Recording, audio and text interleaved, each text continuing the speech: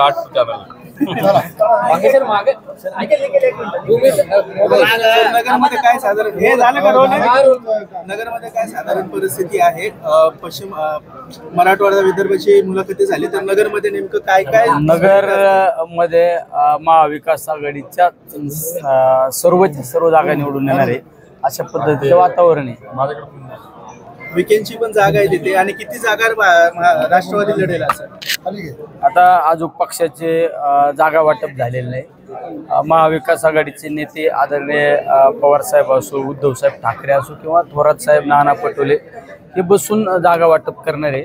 पण मी या सगळ्या प्रक्रियेतला एक छोटा घटक म्हणून एक सांगू शकतो की जिल्ह्यामध्ये सगळ्याच्या सगळ्या काय माझं वाक्य अंडरलाईन करून घ्या, नगर जिल्ह्यातल्या सगळ्या जागा महाविकास आघाडीच्याच निवडून येणार.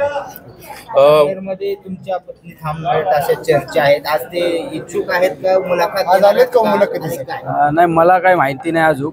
मी विचारलं पण नाही कारण माझ्या मग सध्या नवरात्राचा कार्यक्रमाची धावपळ चालू असल्यामुळं माझ्या समोर तर काही इच्छा व्यक्त नाही केली.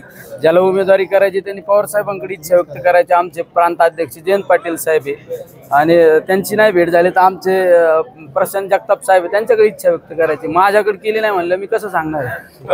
मराठवाड्यात परवाच्या इच्छुकांच्या मुलाखती झाल्या, मराठवाड्यातला मोठा प्रतिसाद मिळाला.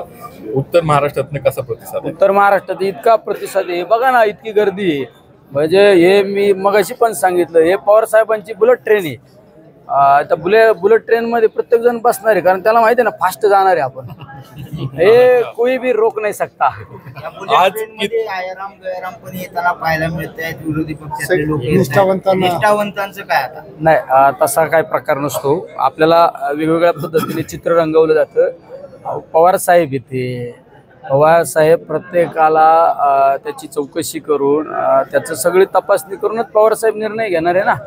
पवार साहेबांचा निर्णय म्हणजे अचूक निर्णय असतो. आमचे प्रांताध्यक्षांचा ते डायलॉगच आहे, टप्प्यात आल्यावर बरोबर तसा अचूकच निर्णय होणार आहे. असं कोणाला बोलायला काही सापडणार नाही.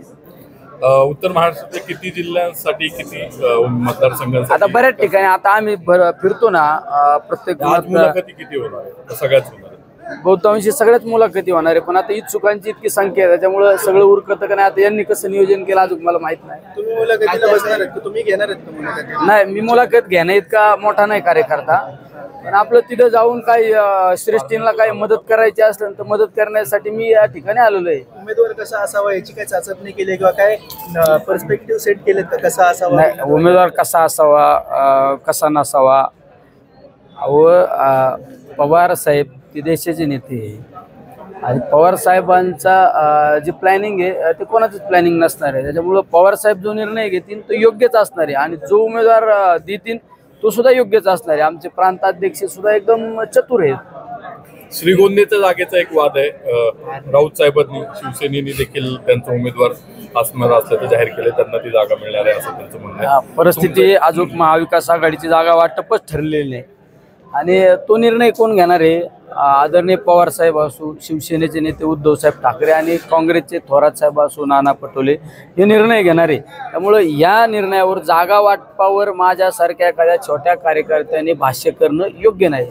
पूजा खेडकरच्या वडिलांनी आरोप केला विखे पाटलावरती, त्यांच्या विरोधात निवडणूक लढवल्यामुळेच त्यांनी सगळं त्रास दिला. बरोबर आहे ना. पूजा खेडकरच्या वडिलांनी त्या खेडकर साहेबांनी लोकसभेची निवडणूक लढवली आणि लोकसभेची निवडणूक लढवल्यामुळे त्यांना त्रास देण्याचा प्रयत्न केला, चुकीच्या पद्धतीने त्यांना गुंतवण्याचा प्रयत्न केला. त्यांचा जो आरोप आहे ते योग्य आहे. एक शेवटचा प्रश्न, तुम्ही नवरात्राचा कडक उपवास पाळलेला दिसतोय, चप्पल पण घातलेली नाहीये. हा, तर देवीनी तर तुम्हाला पावलेली आहे, तुम्ही खासदार झालाय, आता काय मागताय? मी आज नाही उपवास धरीत साहेब. मी राजकारणात नव्हतो, मी शाळेत असल्यापासून उपवास धरतो ना असाच कडक उपवास धरतो. असं काय मिळण्यासाठी करायचं नसतं. आपली महाराष्ट्र हा साधू संतांचा एक धार्मिकता जतन करणारा राज्य आहे. त्यामुळे आपण सुद्धा कुठेतरी देवदेवतांसाठी काहीतरी उपवास केले पाहिजे ना. आणि मागायची काय करत नसते, मागायचं नाही, असं सेवा करीत राहायची. अरे देवी संहार नाही केले, देवीने राक्षसाचा संहार जरी केला असल्या तरी आम्हाला काय गरज नाही संहार करायची.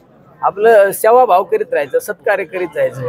आणि तुम्ही पण नवरात्रात असं विचारणं चुकीचं आहे ना, संहाराचं नाही का विचारायला पाहिजे. थँक्यू बरं, हे देऊन जा. हे माईक देऊ का तुझा?